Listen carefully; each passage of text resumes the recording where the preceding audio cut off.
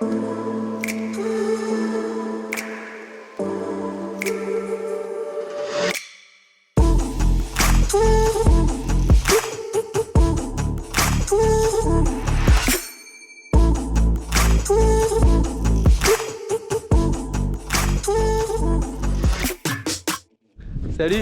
bienvenue dans l'épisode 1. Aujourd'hui je vais te présenter tout le van. Donc je vais te faire un petit tour de différents rangements que je peux avoir, mon système électrique et le système en eau, comment je suis autonome en fait, complètement autonome pour vivre n'importe où quand je veux. Et donc je te montre ça tout de suite, allez c'est parti, go.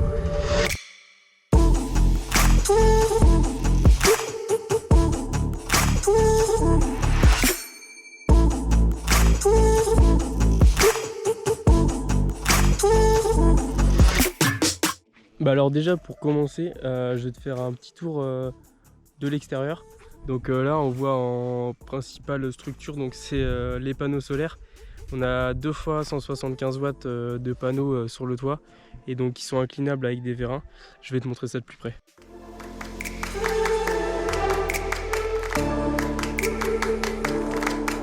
Bon, du coup on y voit plus clair de derrière.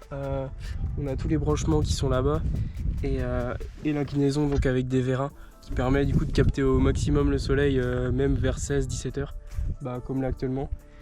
Là par exemple tu vois là je suis à environ 250-300 watts d'arrivée pour 350 watts de panneaux, donc c'est quand même pas mal et ça me permet vraiment d'avoir une autonomie au top pour bosser sur l'ordi, etc. Après on a du coup des fils qui sont reliés directement à ma batterie EcoFlow qui est juste en bas et du coup bah, je redescends et je vais vous montrer ça. Pour faire simple, cette batterie elle a une capacité de 1260 Wh et une sortie de 1800 watts. Son rechargement il est très rapide avec un 0 à 100% en moins d'1 heure et demie sur prise secteur, en 6 heures avec les 350 watts de panneaux solaires que j'ai sur le toit et en 13 heures sur une prise allume-cigare pour la recharger sur la route par exemple. Elle a la possibilité d'alimenter 11 appareils en même temps avec 4 prises 220 volts, 4 prises USB et 2 type C et aussi une prise allume-cigare. Et si ça peut aider, je vais prochainement faire une vidéo sur mes différents matériels électriques et leur consommation. Car oui, avant d'acheter quoi que ce soit, il faut bien vérifier ce point très important. Ce serait dommage de tomber en panne d'électricité au bout de 2 jours.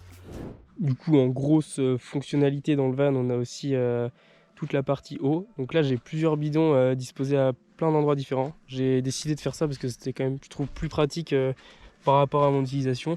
Et du coup, je vais te les présenter vite fait. On a tout d'abord du coup le bidon bah, du coup, qui est le principal, c'est celui qui est sous l'évier, donc avec l'évier juste là que je vais te présenter tout à l'heure quand je vais te montrer la cuisine. On a un autre bidon là qui me permet du coup quand je rentre de la plage et tout ça, quand j'ai pas forcément envie d'aller à l'intérieur et que c'est plus pratique du coup à prendre aussi, je peux aussi le détacher comme je veux et j'ai un petit robinet qui permet du coup de pouvoir se servir en eau hyper rapidement pour se rincer tout simplement. Voilà, après j'ai un autre bidon qui se stocke à l'intérieur du van tout au fond. Du coup si vraiment je suis en rade, j'ai un autre bidon de 10 litres. Du coup là déjà ça me fait 30 litres de stockage en eau, ou à 30 litres de stockage tout seul, donc c'est plutôt pas mal. Et du coup là on a aussi un bidon noir de 20 litres qui permet lui du coup de me doucher. Donc noir pour refléter un peu le soleil et pour avoir un petit peu d'eau chaude. C'est toujours plus appréciable pour les douches. Et du coup lui il vient se poser son porte-vélo. J'ai le vélo qui est juste ici et je le pose en fait entre les deux avec une sangle et comme ça il bouge pas du tout. Et ça permet vraiment qu'il reflète au maximum le soleil toute la journée. Du coup pour te montrer plus en détail l'intérieur du van, ça s'aménage du coup en 3 parties. On a tout d'abord la partie où il y a le lit donc avec les différents rangements en dessous. On a aussi un tiroir donc avec mes vêtements. Autrement on a la partie cuisine avec différents rangements, la vaisselle, etc., l'évier. Je vais te montrer ça tout de suite.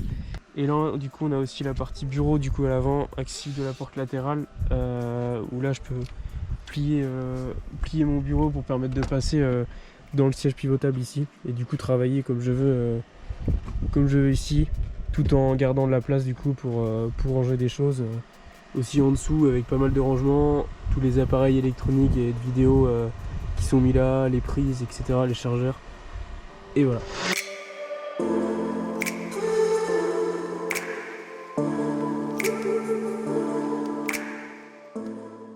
Bon alors du coup pour l'intérieur, Ça se divise en 3 parties. D'abord on a toute la partie avec le lit juste ici, donc le lit qui est rabattable avec un lit peigne.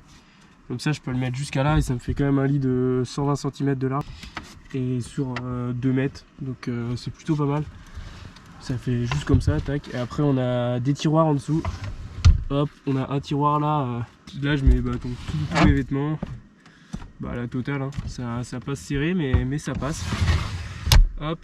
Voilà, pour en dessous on a du coup le paddle, le skate et tout le reste, la combi, etc. Tout ce qui peut être mis là qui prend de la place, donc il y a quand même une place assez conséquente. Et pour le fond du coup on a hop, le frigo qui vient se mettre juste en dessous du lit, donc au niveau de la hauteur on est pile bon. On a environ 50 cm de hauteur et du coup ça permet de le caser là sans qu'il prenne trop de place, en rangeant quand même des trucs derrière, des seaux pliables, etc. Tac. À côté de ça on a toute la partie cuisine du coup avec l'évier déjà tout d'abord. Tac, évier avec robinet contacteur. Du coup j'ai 2 bidons en dessous de 10 litres chacun. Il y a un bidon pour les eaux usées du coup qui permet d'évacuer toute l'eau et l'autre bidon avec l'eau propre, où là j'ai juste mis un contacteur qui est relié à la batterie auxiliaire avec le robinet là. Et donc comme ça me fait un évier assez petit qui prend pas trop de place et quand même bien pratique. Après j'ai d'autres tiroirs où là je mets tout et n'importe quoi clairement, mais tout est arrangé à sa place quand même. Voilà, après là il y a d'autres tiroirs ici pour l'alimentaire, avec aussi là toute ma partie hygiène de vie en gros. Après on a du coup toute la partie alimentaire comme je vous ai dit, avec tous les rangements là pour les conserves, les pâtes, etc.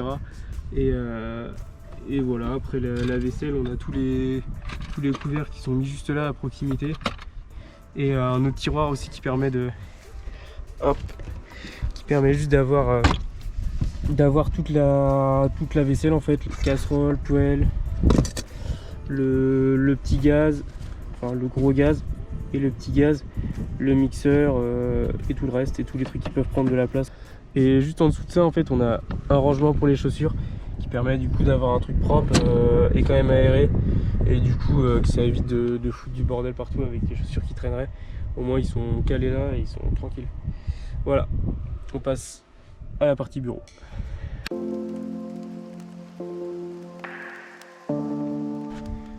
Hop, et donc là on a la partie bureau, c'est assez simple, hein.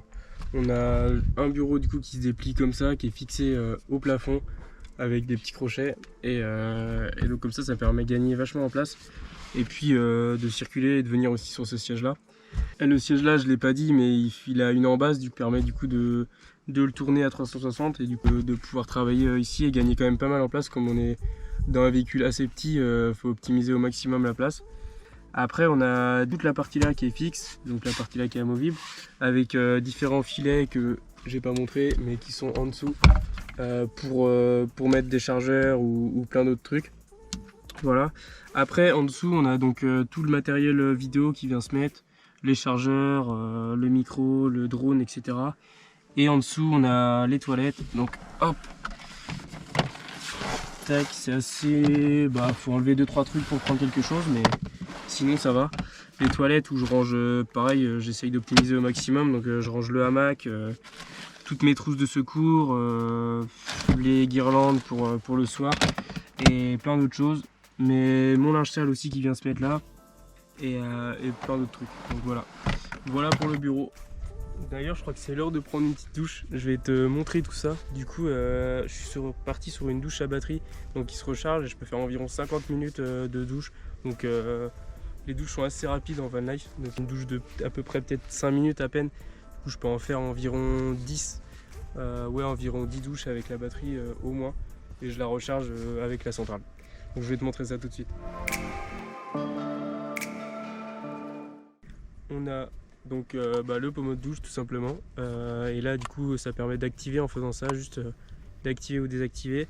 Après on a la pompe immergée et aussi le petit moteur du coup qu'on met à côté, qu'il faut pas mettre dans l'eau. Et après on a juste à le mettre dans le seau, ou enfin moi je peux pas le mettre dans le bidon comme c'est trop large. Du coup je transvase ça dans un seau et là du coup ça prend le soleil un peu. Et puis voilà, c'est parti.